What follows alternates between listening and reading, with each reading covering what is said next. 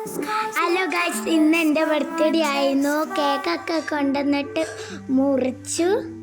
August 24-നായിരുന്നു എൻ്റെ birthday.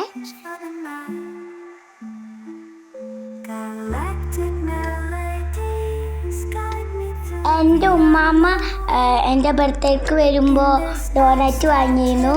നല്ല സൂപ്പറായിരുന്നു. എവിടുന്നാ അറിയോ? നെസ്റ്റോനാണ് വാങ്ങിയത്. ഞാൻ ഗിഫ്റ്റ് ഇല്ലാണ്ട് കുറേ കരഞ്ഞു.